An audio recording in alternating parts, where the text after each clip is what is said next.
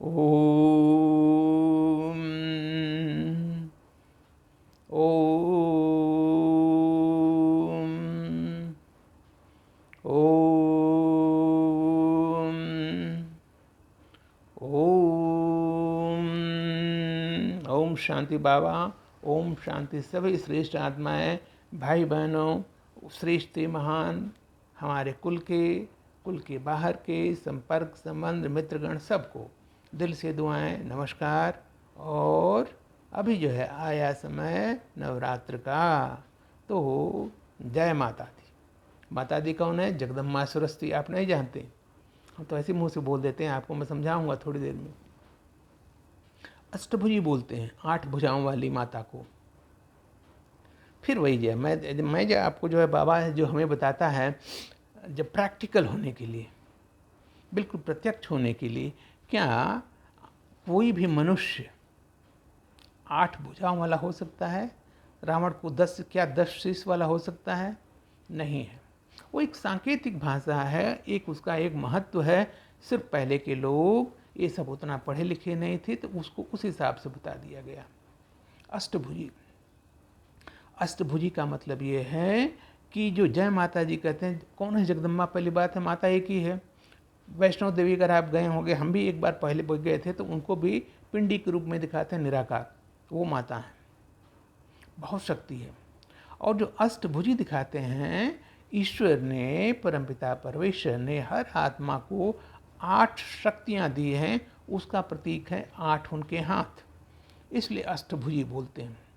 8 शक्तियां ईश्वर ने हर एक आत्मा को दिया है, इसीलिए 8 भुजाओं में उसका वर्णन है। शक्ति को कैसे अभी करें, कौन मानेगा? इसलिए 8 भुजाएं दिया। और गलत ये किया है, उन 8 भुजाओं में अस्त्र शस्त्र दे दिया। ये बिल्कुल ही सत्य नहीं है। देवी देवता संपूर्ण निर्विकारी थे और हिंसा का तो प्रश्न ही नहीं उठता।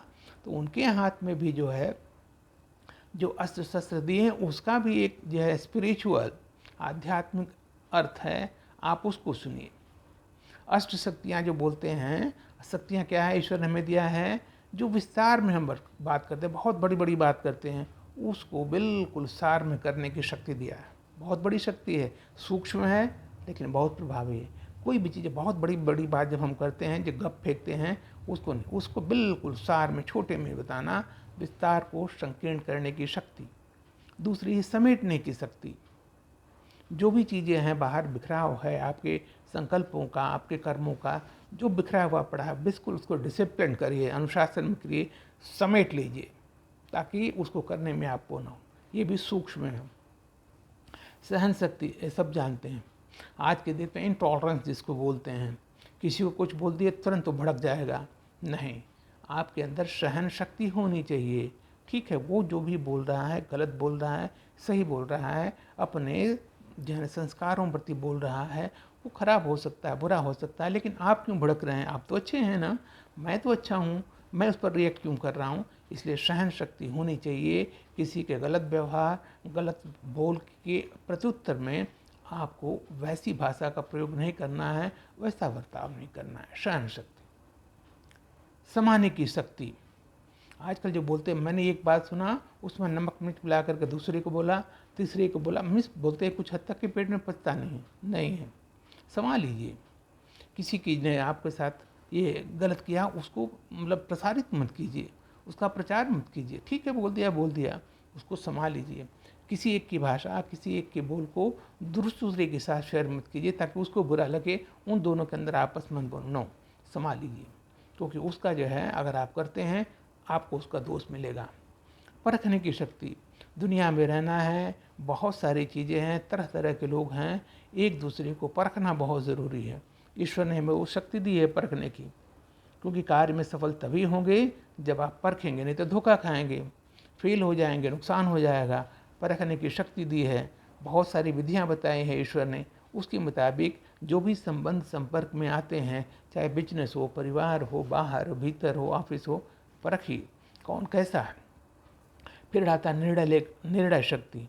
परखने के बाद फिर निर्णय लीजिए। निर्णय लेना बहुत ही इंपॉर्टेंट है। अगर गलत निर्णय लिए, उसका परिणाम गलत होगा, नुकसान होगा।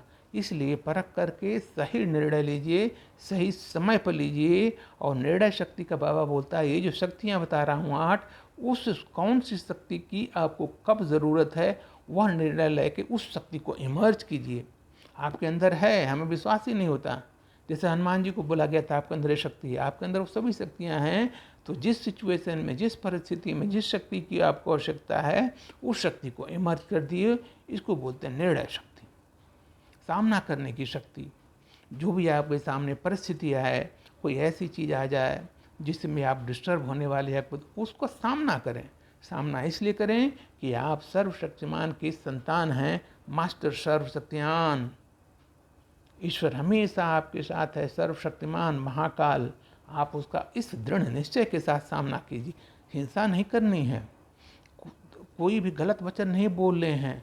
अपने मन में बिठाइए कि मेरे साथ मेरा बाबा है, सर्वशक्तिमान है, मुझे कुछ नहीं हो सकता, मैं हूँ बिल्कुल मास्टर सर्वशक्तिमान। उसके अंदर 2 चीज़ और बताता हूँ। सबसे बड़ी आपका अंदर शक्ति है मौन की शक्ति। कोई आपके साथ दुर्व्यवहार कर रहा है, कोई अपना हो पराया हो, आप मौन रहिए।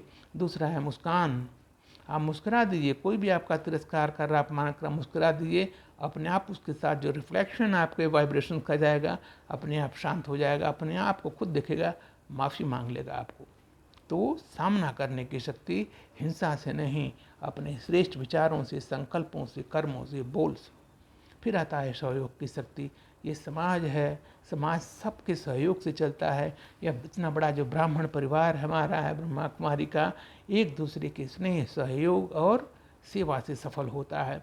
हमेशा आप देखिए, आप ये महसूस कीजिए, और अंत में, दिन के अंत में आप ये देखिए कि हमने आज कैसा कैसा किस किस को सहयोग दिया। कोई गलत कार्य तो नहीं किया, या गलत कार्य तो नहीं हो गया। सहयोग की शक्ति, आप एक को सहयोग देंगे, ईश्वर की जो महिमा ऐसी है, आपको 10 का सहयोग होगा। और सबसे बड़ी बात, परमपिता परमात्मा जो सर्वशक्तिमान है, उसका आपको सहयोग मिलेगा। ये भगवान वाच है, किसी मेरे कहने से, किसी कहने से नहीं, ये प्रत्यक्ष है। इसको आजमाइए।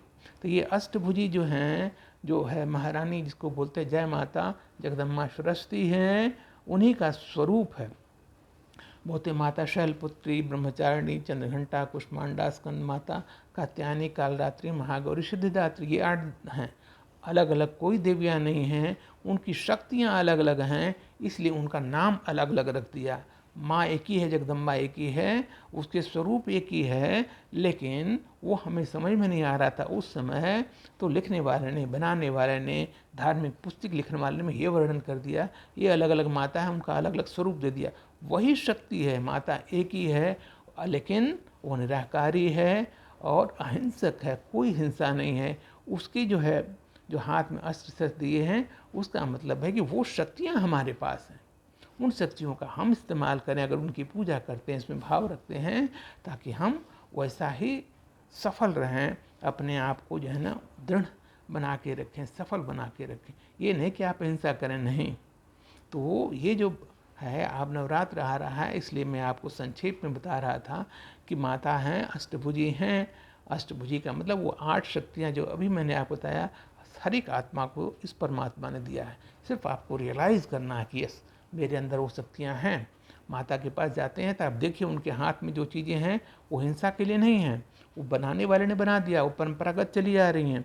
लेकिन मुझे हर परिस्थिति में, हर जीवन क्षेत्र में सफल होने के लिए वो अस्त्र, अस्त्र का मतलब वो शक्ति मेरे पास है। इसलिए मैं सदा निर्विघ्न हूँ, निर्भय हूँ, निश्चिंत हूँ, सफल हैं, क्योंकि ये परमात्मा का ज्ञान मैंने धारण कर लिया है। परमात्मा की सर्व शक्तियाँ मेरे अंदर अंदर हैं, और मैं उन परिस्थितियों को, बिल्कुल उस शक्तियों को परिस्थितियों के मुताबिक इमर्ज करके सर्व बाधाओं से दूर रहती हूँ और दूसरों को भी दूर करती हूँ। बिल्कुल आप अष्टभुजी की शक्तियाँ आपके अंदर हैं, उसको इमर्ज कीजिए, रियलाइज़ कीजिए, और अष्टभुजी जो बोलते हैं पूजा, उसका प्रत्यक्ष फल लीजिए। ओम शांति, ओम शांति।